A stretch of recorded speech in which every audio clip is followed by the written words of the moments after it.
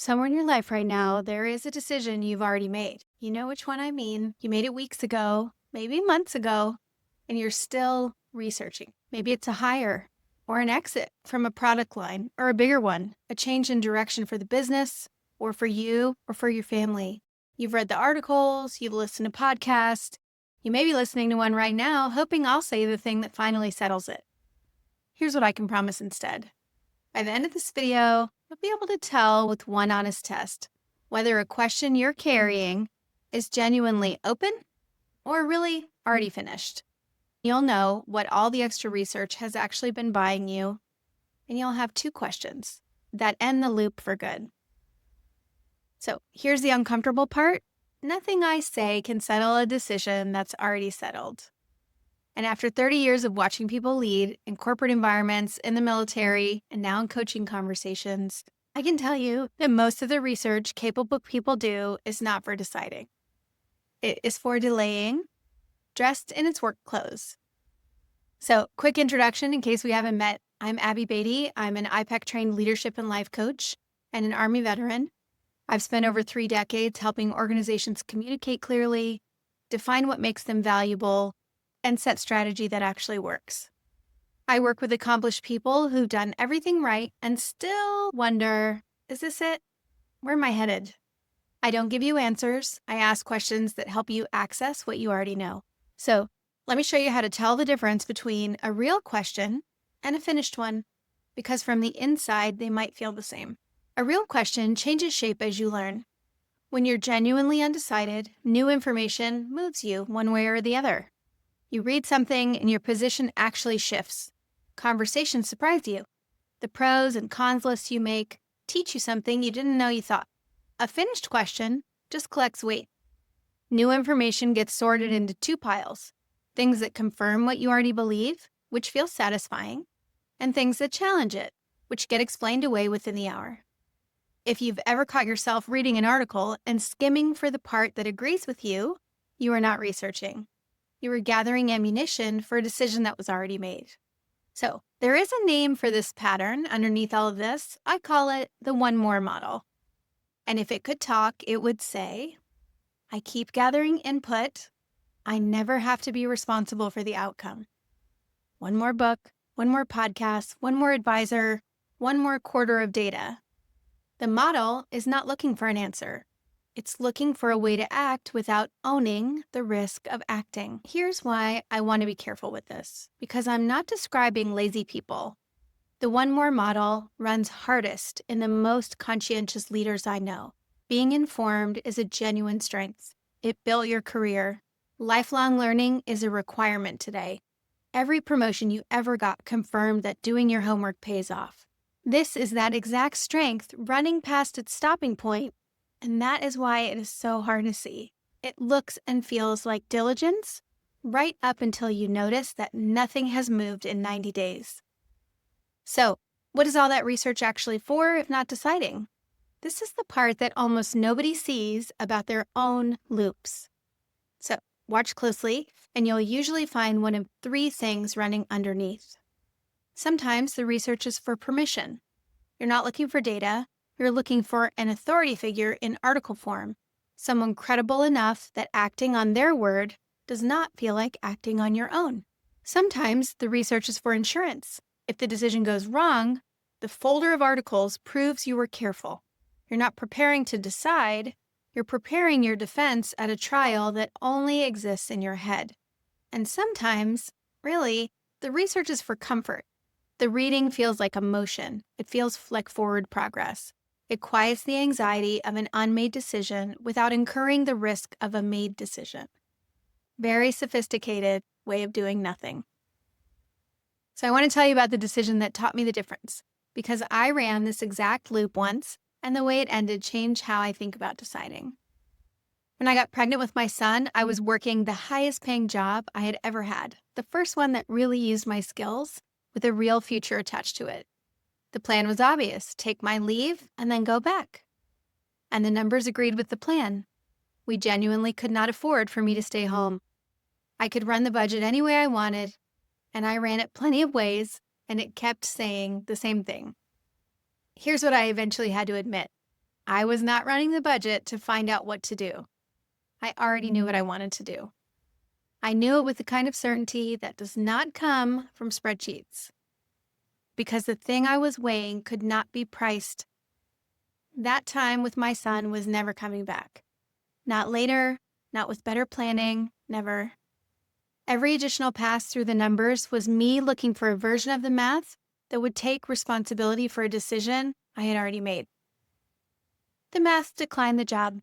So at the end of my leave, we decided I would stay home for a while. And we figured out how to swing it. And I have been grateful for that choice for more than 20 years. When my son was about 10 months old, a remote job with a small marketing firm found me, and the finances were covered.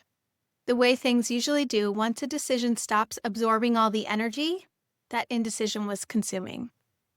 I'm not telling you that story so you'll make my choice. Your decision is yours, and it might run the opposite direction entirely. I'm telling you because what I found on the other side of the loop, the research was never going to end on its own. Research ends when someone owns the decision. That's the only exit from the loop. These loops are not character flaws. These models I talk about, all of them were rational at some point in your history. But it helps to know which one is running right now because the cost is real and it compounds. So let me put the whole shape of this in one place before we talk about cost. Because the loop depends on staying blurry. The real question changes shape as you learn. A finished one just collects weight. When a finished question keeps collecting, the one more model is running. And it's running for one of three payoffs: permission, insurance, or comfort. None of those payoffs require another article. All of them require something an article cannot give you. Hold that frame while we look at what the loop actually costs, because the price list is a little bit longer than most people think. Here's one part nobody talks about with slow decisions. The decision gets made anyway. Time makes it, or a competitor makes it, or the candidate takes another offer, or the market moves, or the person you needed to talk to stops waiting. Delay does not keep your options open. Let me say that one more time. Delay does not keep your options open. Delay is a decision with the worst terms available because you get the outcome without the authorship. So here's a more concrete scenario that I've watched play out in different costumes, but dozens of times. A leader has a senior hire who's not working out. She knew it at the 90-day mark. Ask her directly and she can tell you the exact meeting where she knew. But instead of acting, she opens a research project. She reads about ramp times for senior hires because maybe 6 months is normal. She asks two other leaders how long they gave their struggling executives. She sets up a performance improvement conversation, not really as a management tool, but as another data collection exercise. Each step is defensible. Together, they consume 8 months. Now watch what that 8 months actually bought. The executive knew too. Struggling people always know when they're struggling. And living in the limbo of an undecided leader is its own quiet cruelty. The team knew, and they spent 8 months routing around a person the leader would not decide about, learning in the process that problems in this company get studied instead of solved. 2 strong people left in that window, and in the exit interviews, they did not mention the struggling executive. They mentioned the drift, the uncertainty, the lack of decisioning. That is what the one more model costs at scale, not just the decision's value, but everyone else's confidence that decisions get made here at all. So there's a second cost. This one's a little sneakier and maybe closer to home.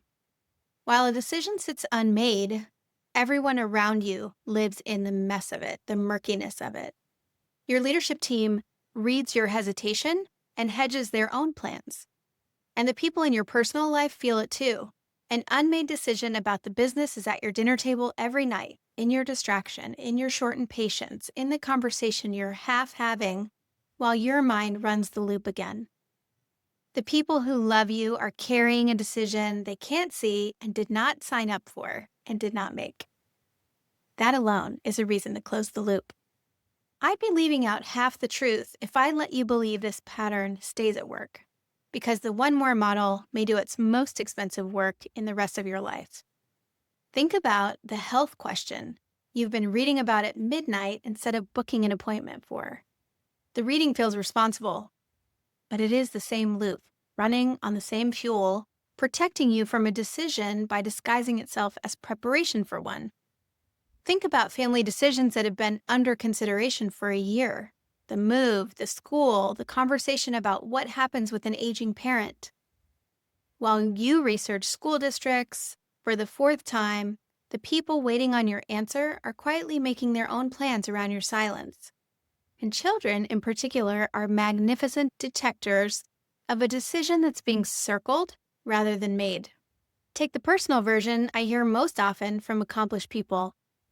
The thing you actually want to do next with your life, which currently lives in a folder of saved articles, or a Pinterest board, or something else, half-finished courses and podcast episodes about people who did it, at some point, honestly ask, what is that folder for? Folders like that are rarely research. They're usually a place to keep a decision safe from being made. Visited often enough to feel alive, but never quite opened all the way.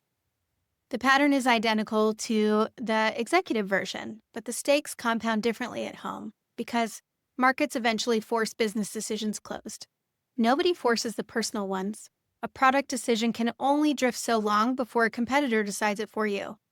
Your life decisions can drift for a decade, politely, invisibly, in their little folder, while everyone involved gets older. If you take one thing from this whole video, let it be this.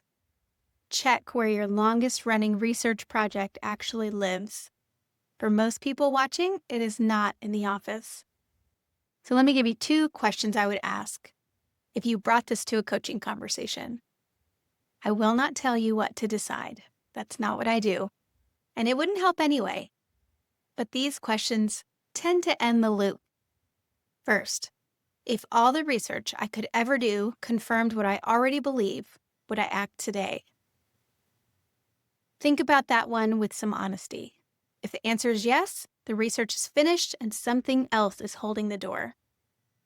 If the answer is no, then the research was never the obstacle, and now you know to look at the real one. The second question, what am I hoping the next expert will take responsibility for? Because that's usually what the loop is protecting, not the decision, but the ownership of it. The moment you can name what you wanted someone else to carry, you might be ready to carry it. Now, I can already hear 2 objections forming, and both should get a straight answer. The first, some decisions genuinely need research, and acting fast is how people drive companies and lives into walls. Completely true. I'm not against research. In fact, I love research. I am against research that has stopped being research. The test is not how long you've been studying, it's whether new information still moves you. A genuinely open question can deserve a year of study. A closed one doesn't deserve another weekend. The second objection might be a little more subtle. What if the certainty I feel is just impatience, wearing certainty's clothes? This is a good worry. And here's the good answer. You will sometimes be wrong. Deciding on your own means eating some wrong calls. That's the price of authorship. That's the price of leadership. And there's no version of leadership that avoids it. But compare the 2 error modes honestly. When you decide and miss, you learn something real. You correct. Your judgment gets sharper for the next one. When you delay the decision, it decays into an outcome nobody chose. You learn nothing because there was no read to check. Wrong decisions teach. Expired ones just cost. Over a decade, the leader who owns his or her misses ends up with much better judgment than the one who never missed because he or she never decided. Before I let you go, here's a little field test for the coming week. Because a pattern you only understand in a video is a pattern that keeps running. So, pick a decision that you've been circling for a long time. Don't decide it today. That's not the assignment. Instead, run 3 checks. First, the confirmation check. Open the last 3 things you read or listened to about it and notice honestly whether any of them moved you or whether you were sorting them into piles of agree and disagree. Second, the calendar check. Count how long this decision has been open in months, in years, and then ask what actually changed about the decision itself in that time. Usually, the answer is nothing. The situation aged, but the choice did not. Third, the ownership check. And this is the one that might hurt a little. Finish the sentence out loud where nobody can hear you. If this goes wrong, I want to be able to say that blank. Whatever follows say that is what the research loop has been protecting. Some people hear, I want to be able to say that the experts agreed, or I want to be able to say that I did everything I could. Once you hear your own version, the loop loses most of its cover because you're no longer researching a decision. You're looking at a fear with a specific name. And named fears are workable in a way that endless open questions never are. So while you run those checks, drop a number in the comments. How many months has your longest circling decision been open? No details needed, just the number. I read the comments, and I think you'll find the numbers of other people's open decisions strangely comforting. You already know what you're going to do. The question this video leaves you with is simpler than the one you came in with. How long do you want to wait before you start? If this kind of thinking is useful to you, subscribing and liking this video genuinely helps the channel and helps it reach more people. My weekend emails walk through one pattern for both work and life each week. If you're carrying a decision that's been circling for months and you'd rather look at it in a real conversation, book a discovery call with my link below. 30 minutes with real questions, no pitch. I'd love to meet you.